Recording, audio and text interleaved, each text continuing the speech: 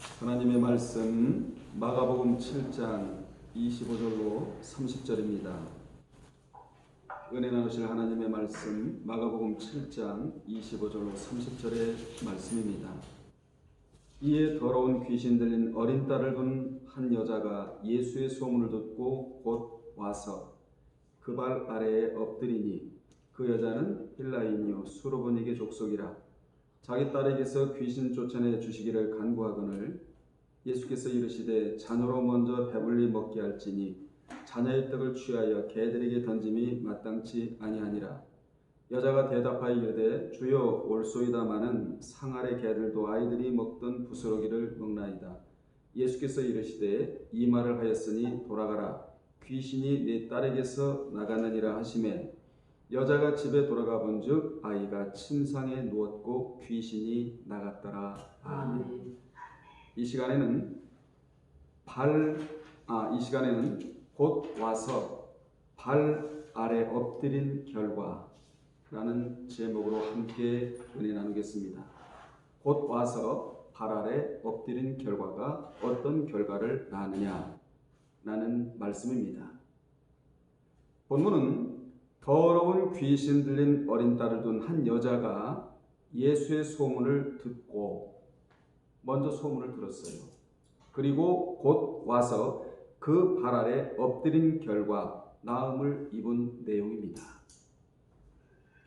본문의 수로보니게 여인에게 쓰인 동사는 크게 세 가지로 먼저 듣고라는 지각동사와 듣고는 지각동사거든요.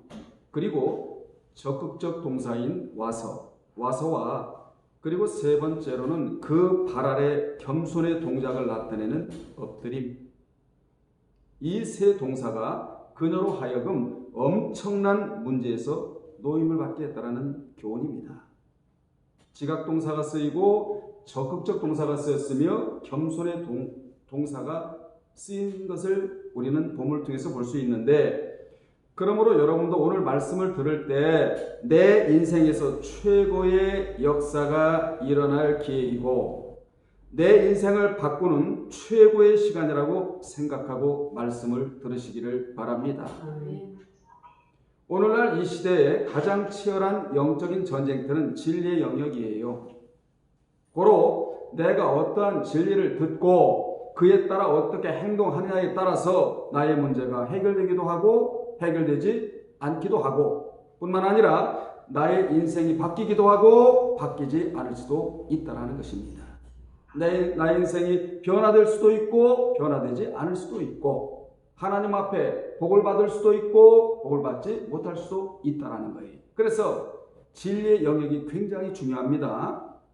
오늘 이 본문을 그대로 여러분 앞으로 끌고 와서 우리는 이 본문이 내 앞에도 이렇게 역사가 일어날 것을 믿고 이것이 재현이 되어야 된다 그 말입니다. 본문에 등장하는 수로보니게 여인, 이 두로지방에서 사는 이 여인의 딸이 바로 더러운 귀신이 들렸는데 이 여인은 예수의 소문을 듣고 만 것이 아니라 만사를 제쳐두고 와서 어떻게 왔느냐? 곧 와서 주님 발 아래 엎드렸다는 것이에요. 이 자세가 바로 문제 만난 자의 가장 이상적인 자세이다. 우리 앞에 문제가 있잖아요. 이 문제가 있을 때 하나님 앞에서 우리는 어떠한 자세로 그분 앞에 임해야 될 것인가? 이걸 우리가 깊이 깨달아야 됩니다. 그녀는 지금까지 급한 일에 매달리다가 여기 와서 인생에 있어서 가장 중요한 일에 매달리게 됩니다. 그래서 소원을 이룬 것인데 급한 일이 소원을 이루어주는 것이 아니에요.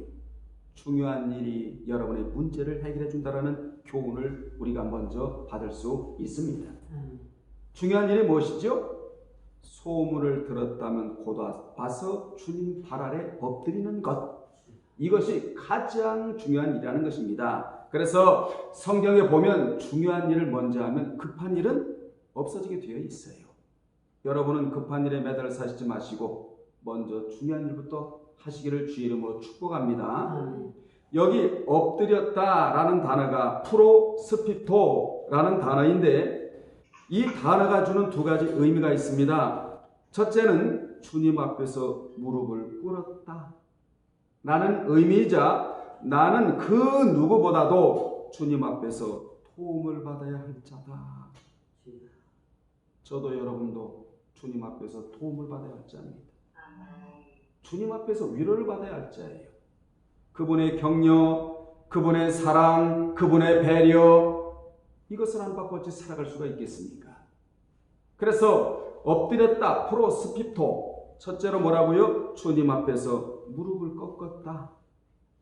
여기에는 주여 나는 그 누구보다도 주님 앞에서 도움을 받아야 할 자입니다. 이것을 무릎으로 고백하는 자리가 이 자리입니다. 그러므로 성경에 보면 주님 앞에서 무릎을 꿇은 사람치고 도움을 입지 않은 자가 없습니다. 그러므로 인생에 어떠한 문제가 오면 무릎부터 꿇는 자세가 중요하다. 아멘. 두 번째 의미는 주님께 항복한다는 의미입니다. 그래서 그녀는 주님의 발 아래 납작 엎드렸는데 천주교에서는 신부가 서품을 받을 때 납작 엎드려 이 백가죽을 땅에 대는 전통이 있습니다. 왜 이렇게 하느냐? 하나님이 도와주시지 않으시면 이 사역을 감당할 수가 없다라는 그런 표현이에요. 우리도 마찬가지입니다. 하나님이 도와주지 아니하시면 우리는 하루를 살아가기가 힘든 사람들입니다. 그분의 도움을 입어야 합니다. 그분의 도와주심이 여러분의 삶 가운데 있어야 된다는 거예요. 그래서 이 배를 땅에 댔고 하나님이 나의 가정과 나의 일생을 도와주지 아니하시면 나는 살 수가 없습니다. 사역을 감당할 수가 없습니다. 신앙생활을 제대로 할 수가 없습니다. 그래서 여러분 무릎을 꿇고 이 배를 땅에 댔다는 거예요. 엎드렸다는 말은 본문을 나누어 생각해 보면 다음과 같던데, 첫째, 그녀는 주님께 간구했다. 그녀는 주님께 나와 자기 딸에게서 귀신을 쫓아내주기를 간구했는데 우리는 여기서 두 개의 동사를 눈여겨봐야 합니다. 이 동사는 그 여인이 안고 있는 문제가 얼마나 심각했는지를 우리로 하여금 알게 하는 동사로서 첫 번째 동사가 뭐냐? 곧 와서라는 동사예요. 곧 와서. 그리고 두 번째 동사는 그의 행동을 알리는 그 발 아래 엎드리니 라는 동사입니다. 이 동사들은 귀신 들린 어린 딸을 둔 여인의 심각함과 그 딸을 고치고자 하는 그의 간절한 열망과 행동을 잘 묘사해주는 동사입니다. 이같이 그녀는 주님의 발 아래 무릎을 꿇고 자신의 얼굴을 땅에 대고 겸손한 자세로 완전히 주님께 항복을 하고 있는 겁니다.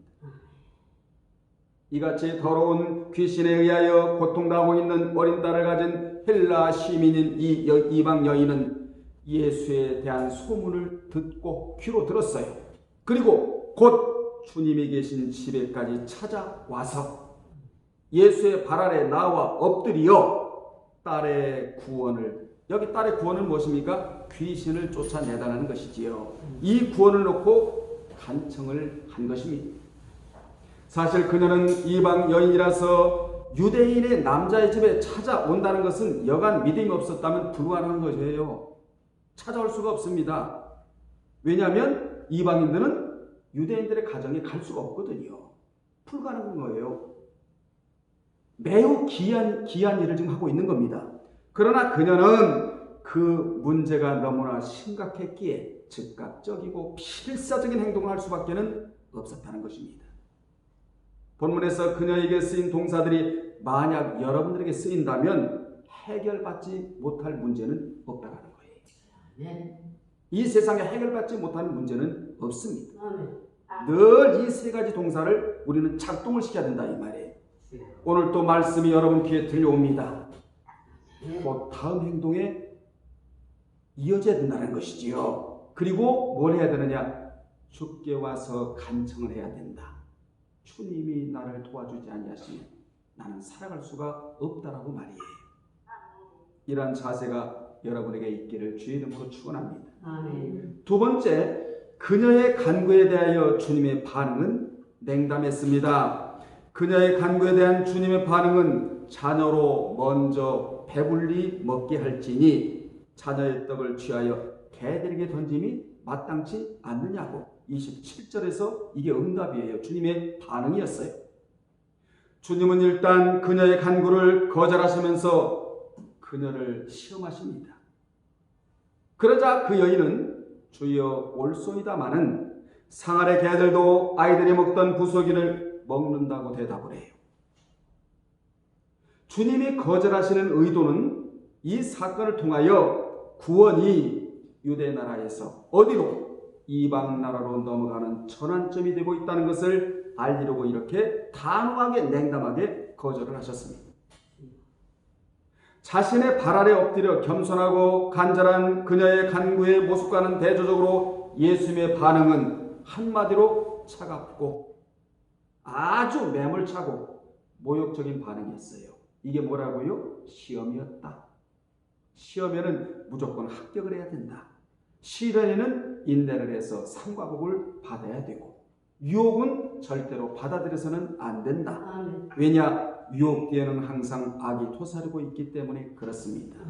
여러분은 시련에 강한 자가 되시기를 바라고 시험에는 반드시 합격을 해야 되고 유혹은 절대로 받아들여서는 안 된다는 것이에요.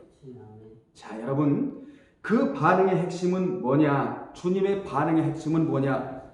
너의 일이 먼저가 아니라 프로토스 포스트, 너의 일이 먼저가 아니라 우선이 아니라 즉 최우선적이 아니라 다음에 세컨드로 다뤄야 할 일이다. 이게 주님의 반응이었다 이 말이에요.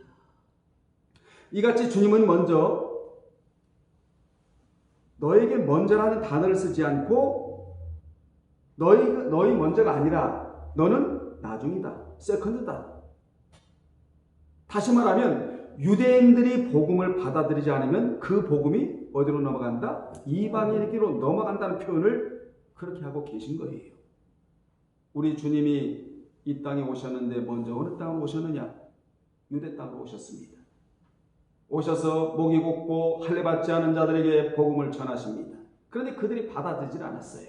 받아들이지 않으니까 이 복음이 어디로 퍼져가느냐? 이방 나라 사거리교로 퍼져나갔다고 마태복음 22장에 기록되어 있고 사도행전 13장 46절에 보면 이 복음의 경로가 유대인들을 향했다 이런 말씀이 나오잖아요. 여러분, 우리는 복음을 듣고 구원을 얻은 자예요. 그런데 이 구원을 아무에게나 베푸시는 주님이 아니라 영생을 주시기로 작정된 자에게 주시겠다. 아멘. 믿음은 모든 사람들의 소유물이 아니라는 것이에요. 하나님의 도는 선물이다. 아멘. 이 선물을 우리가 지금 받고 살아가고 있단 말이에요. 이것이 신이 인생에 내린 최고의 선물이 뭐냐? 믿음이라는 선물이다. 이 선물을 여러분 간직하고 살아갈 때 하나님 앞에 감사가 입에서 터져나오게 되는 것입니다. 아멘. 주님은 과연 자녀의 떡, 즉 이스라엘의 농작물을 취하여 이 교회의 개들, 즉 이방인들에게 주는 것이 옳은가? 이렇게 말씀하십니다. 여기서 자녀는 유대인들을 가리키고 개들은 누구를 가리키죠? 이방인들을 가리키는 표현 방식이에요. 사실 여기서 개는 퀴나리온, 따라갈까요? 퀴나리온으로서 살아온 들개인 퀴온이 아니라, 다시 말하면 버려진 개를 퀴온이라고 말하고 사냥개, 무서운 개, 들개, 유기견. 그런데 여기에 개는 퀴나리온. 여기 퀴나리온은 마땅히 주께로부터 사랑받을 애완견. 아멘. 여러분, 이 개는 버림받아 주인에게 멸시 천대받는 들개가 아닌 주님께 사랑받을 우리를 말씀하고 있는 겁니다. 하나님이 세상을 이처럼 사랑하사 독생자를 주셨으니 이는 저를 믿는 자마다 멸망치 않고 영생을 얻게 하려 하심이니라. 여기에 속한 퀴나리온, 주께로부터 사랑받을 개라는 거예요. 우리가. 아멘. 그러므로 주께로부터 사랑받지 않고는 우리가 살아갈 길이 없다는 것입니다. 이 개를 지금 말씀하고 계시는 거예요, 주님이. 그렇습니다. 주님이 우리를 사랑해 주지 않으셨다면 우리는 버림받은 개에 불과합니다. 아멘. 여러분 거리에 배회하는 들개를 보십시오. 누가 따뜻하게 그 들개를 대해줍니까? 전부 다 멸시천대를 합니다. 누가 저 개를 버렸단 말이야? 주인까지 욕을 해요. 그런데 우리는 주님이 사랑해 주셨던 개이다. 아멘 합시다. 버림받은 개가 아니고 주님이 사랑해 주신 개이다. 우리가 예수 그리스도를 나의 구속주로 믿기 전에는요, 버림받은 개였어요. 그래서 이를 디도서 3장 3절에 자세히 기록해 두었는데, 거기에 보면 우리가 예수 믿기 이전에 죄의 이력서가 나와요. 이 이력서를 가지고는 우리가 천국에 갈 수가 없습니다. 그래서 이력서를 바꿔야 돼요. 그래서 여러분에게 있어서 신앙의 이력과 신앙의 실적이 있어야 된다. 내가 제일 말씀드리잖아요. 이 이력서를 보면 우리도 예수 믿기 전에는 어리석은 자요, 그리고 순종하지 아니한 자요, 마귀에게 속은 자요, 여러 가지 정욕과 행락의 종로로 탄 자요, 그리고 악독과 투기를 일삼은 자요, 가증스러운 자요, 피차 미워하는 자였으나, 예수 믿기 이전에는. 그런데 4절에 보면 우리 구주 하나님의 자비와 사람 사랑하심이 나타날 때에 5절에 보면 우리를 구원하시되 우리가 행한 바 의로운 행위로 말미암지 아니하고 오직 그의 긍휼하심을 따라 중생의 씻음과 성령의 새롭게 하심으로 하였다. 이렇게 기록이 되어 나옵니다. 이같이 사람이 애완견을 사랑하고 아끼듯이 주님이 우리를 아낌의 대상으로 삼아 주셨다는 거예요. 아멘. 이건 굉장한 사건입니다. 그러므로 여러분은 어떤 사람들이냐? 아낌의 대상. 아멘. 주님이 아껴주신다는 것이지요. 여기에 큰 위로가 있다는 사실을 여러분 이 시간에 기억하시기를 바랍니다. 아멘. 그래서 우리는 시편 116편 12절에 나오는 고백을 하며 살아야 돼요. 늘 이 고백을 하면서 살아야 되는데, 어떤 고백이냐? 여호와께서 내게 주신 모든 은혜를 내가 무엇으로 보답할꼬? 우리 하나님께서 내게 주신 모든 은혜를 내가 무엇으로 보답할꼬? 이 고백을 우리는 하고 살아야 돼요. 아멘. 여러분의 입에서 원망이 사라지고, 하나님의 은혜가 얼마나 큽니까? 오늘 이 자리에 와서 예배드리게 하신 것도 하나님의 은혜 아닙니까? 아멘.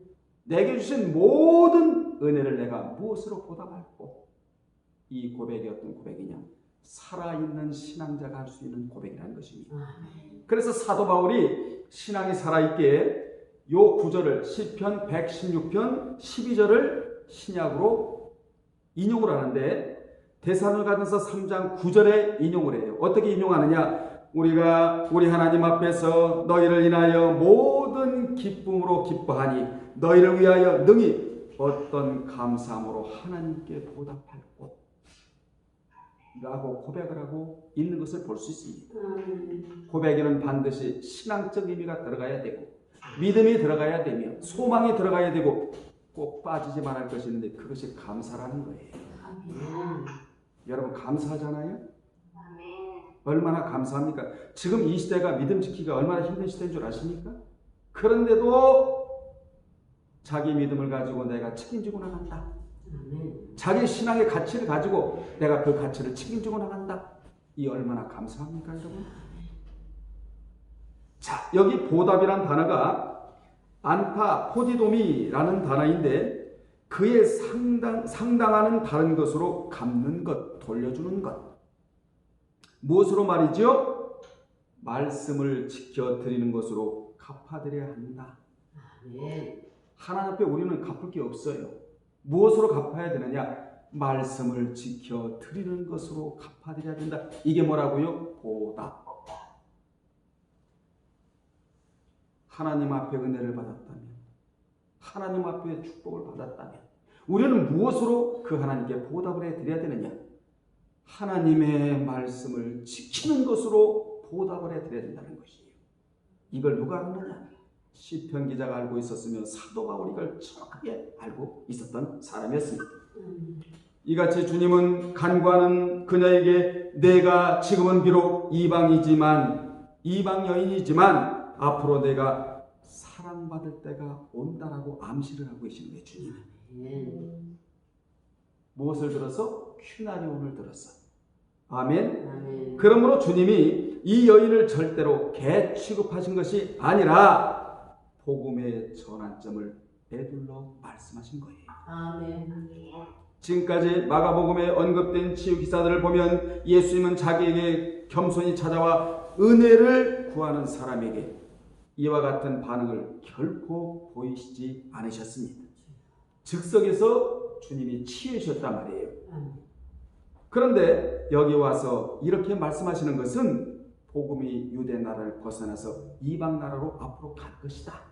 이것을 말씀하시는 자리가 바로 이 자리다 그 말입니다.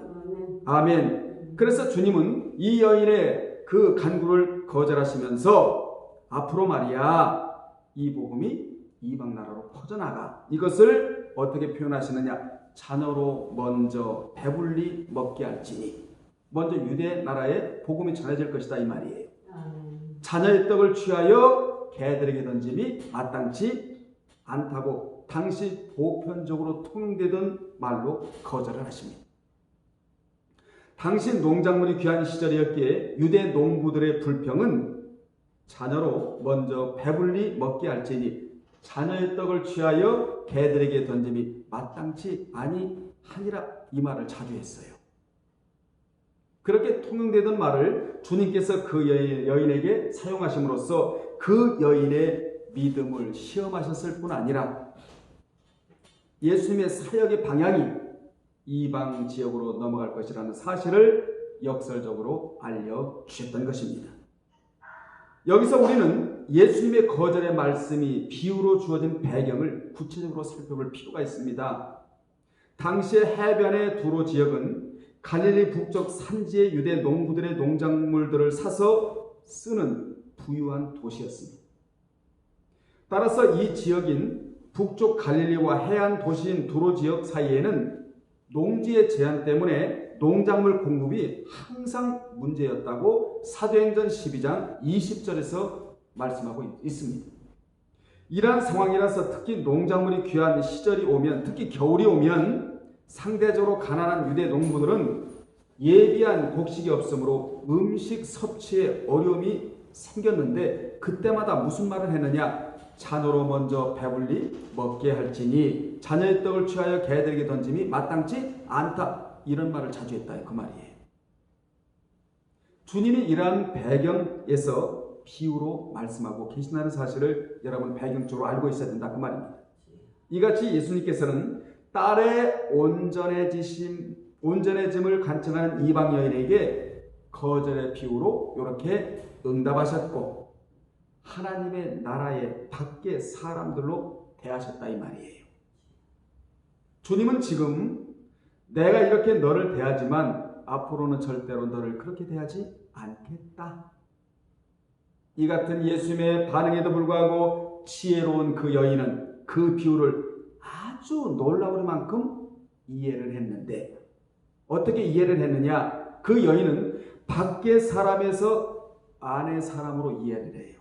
28절에 보면 지금은 내가 어디에 있지만 밖에 있지만 앞으로는 어디 있을 것이다? 안에 있을 것이다. 이렇게 이해를 하고 있다면 얼마나 지혜롭습니까 여러분? 그러니까 말씀을 깨달아야 돼요. 아멘. 그래서 그는 주님의 말씀에 어떻게 반응을 했느냐? 주여 올소이다마는 상안의 개들도 아이들이 먹던 부스러기를 먹나이다. 이렇게 대답을 합니다. 그녀는 주여 올소이다. 예, 맞습니다. 라고 대답을 해요. 이렇게 그녀가 대답한 것은 하나님의 돌봄에 대한 이스라엘의 우선권과 그 후에 우리들의 선택을 인정하고 있음을 보여주고 있습니다. 그녀는 주님의 말씀을 올바로 이해했기에 많은 그리고 도라고 하면서 주여 올소이다마는 상아래 개들도 아이들이 먹던 부스러기를 먹나이다. 앞으로 우리가 복음을 받아들였어. 밖에 있는 사람들이 아니라 주님 안에 머물러 있는 사람들이 됩니다. 이렇게 반응을 해요. 여러분, 이 말은 보통 말이 아닙니다.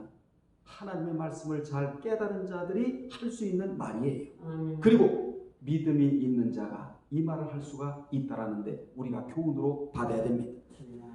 그녀는 예수님의 무조건적인 자비와 놀라운 능력에 호소하면서 비록 자신이 지금은 개 같은 존재일지라도 먹던 부스러기라도 얻기를 바라고 있었던 것입니다.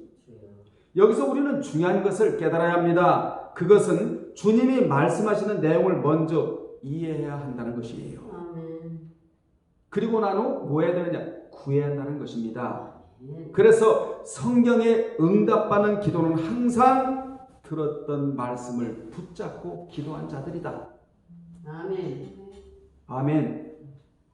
오늘 여러분 말씀을 듣잖아요. 이 말씀을 붙들고 우리도 기도할 줄 알아야 돼요. 그래야 응답이 되는 것입니다. 예수님과 이 여인의 수준 높은 문답을 통해 우리는 이 여인이 말씀을 깨닫는 이해력이 뛰어난 것으로 볼 때 헬라 시민으로 상당한 교육을 받은 그런 여인임을 우리는 알 수 있습니다. 그렇게 예수님의 모멸스러운 비유적 답변에도 불구하고 그 여인은 자신의 딸의 온전해짐이 뭐죠? 떡을 먹는 것. 이 온전해짐을 위하여 자신을 개로 여길 정도로 겸손하게 받아들였을 뿐만 아니라 또한 낭망치 않고 끈질기게 반응을 합니다. 우리도 어떤 문제를 해결받기 위해서는 거절이라는 벽을 넘어서야 한다는 거예요. 따라합시다. 거절이라는 벽을 어떻게 해야 된다? 넘어서야 한다. 그 벽이 뭐냐? 주님께 가까이 가지 못하게 하는 것들. 이것을 뭐 해야 된다? 넘어서야 한다. 초월해야 된다는 거예요. 그래서 신앙도 초월적인 신앙이 있거든요. 우리는 세상이라는 벽을 거뜬히 넘어가는 초월적 신앙을 가져야 합니다. 모멸과 거절의 벽을 넘어가며 끈질기게 간구해야 더 큰 믿음을 소유할 수가 있는 것입니다. 결국 마가복음의 비유 이론에 따르면 이 여인은 외인에게 주어지는 비유를 기가 막히게 깨달음으로써 더 이상 밖의 사람이 아닌 안의 사람이 되는 겁니다. 아멘. 요한복음 1장 12절에 해당되는 인물이 되는 거예요. 영접하는 자 곧 그 이름을 믿는 자들에게는 하나님의 자녀가 되는 권세를 얻는 그런 여인이 되는 것입니다. 아멘. 결국 그녀는 거절을 당하면서도 주님을 끝까지 신뢰했기에 밖의 사람이 아닌 안의 사람에게 주어지는 치유의 은혜가 주어지게 되는 겁니다. 그렇습니다. 우리는 밖의 사람이 아니라 안의 사람이에요.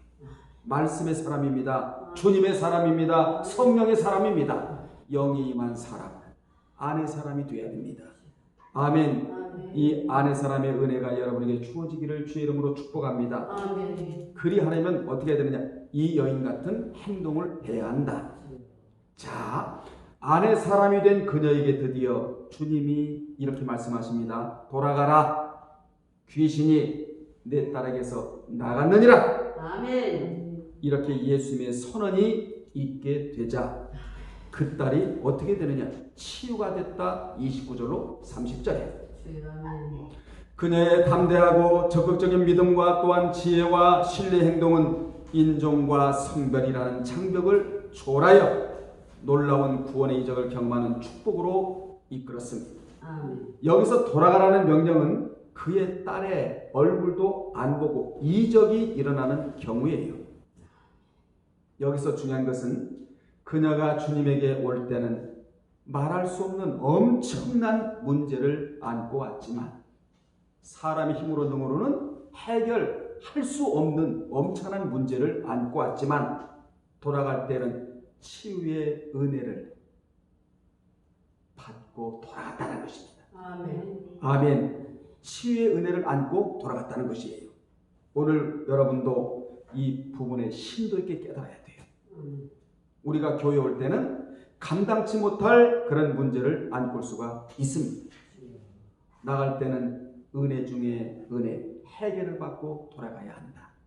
아멘. 아멘. 여자가 집에 돌아가 본즉 아이가 침상에 누웠고 귀신이 나갔더라 라는 말씀이 나오잖아요. 예수님의 돌아가라는 말씀을 단순히 듣고 믿고 집으로 돌아간 그 여인은 자신의 어린 딸이 정상으로 돌아와 침상에 누워있음을 보게 됩니다. 얼마나 기뻤을까요? 아마 껑충껑충 날뛰었을 것입니다. 이 여인의 신앙의 결과는 이제 단순한 부스러기의 먹음이 아니라 배불리 먹은 넉넉한 하나님의 은혜 돌보신 치유의 역사가 이 여인에게 있었다. 아멘. 부스러기를 먹은 게 아니에요. 이제 배불리 먹는 은혜가 있었다는 것이지요. 아멘. 우리는 여기서 하나님의 돌보심의 은혜가 이제 더 이상 외관상 차별이 없음을 보게 됩니다. 하나님께서는 믿는 이방 여인에게도 믿는 유대인과 똑같이 성령을 부어 주셨어요. 우리는 본문에서 이 여인의 믿음에 의한 동사적인 행동에 의해 주님이 이 여인의 딸을 고치신 사건과 그로 인해 가정이 회복된 것을 볼 수 있습니다. 여러분 가정이 회복되기를 원하십니까? 듣고 와서 발 아래 엎드려 간청하면 여러분의 가정도 이와 같이 회복이 되는 거예요. 아멘. 가정만 회복된 거 아니잖아요. 그 지역까지 회복이 되는 거예요. 이 여인 때문에 한 지역이 회복이 됩니다. 아멘. 자, 30절에 볼까요? 가정이 어떻게 회복이 되는가? 30절에 여자가 집에 돌아가 본즉 아이가 침상에 누웠고 귀신이 나갔더라. 귀신이 나갔더라. 세상의 말씀을 믿고 돌아가니 그 딸이 치유됐고 치유되니까 가정이 회복이 되는 거예요. 아멘. 그러므로 가정이 회복되려면 우환과 질고가 나가야 한다. 여러분의 기도 제목이에요. 여러분의 가정에 우환이 있으니까 나가라. 내쫓아야 됩니다. 질고야 나가라. 아멘. 여러분 우환이 무엇이죠? 집안에 좋지 않은 일이나 아픈 사람이 생겨 걱정이나 근심, 이게 우환이거든요. 질고는 무엇입니까? 병에 걸려 겪는 괴로움. 우환과 질고 나가라. 이거를 내보내야 된단 말이에요. 이게 나가야 가정이 회복이 되고 그 지역까지 회복이 된다는 것이지요. 아무쪼록 여러분들 가정에 이러한 것들이 사라져 우환이 사라지고 질고가 사라지고 이런 것들이 사라지고 여러분의 가정에 회복의 역사가 있기를 주의 이름으로 축원합니다. 아멘. 기도하겠습니다. 살아계신 아버지 하나님, 오늘 예배드린 성도들과 이 영상을 보는 모든 분들의 가정에 우환과 질고가 나감으로 말미암아 가정들이 회복되는 역사가 있게 도와 주옵소서. 예수님의 이름으로 기도합나이다. 아멘.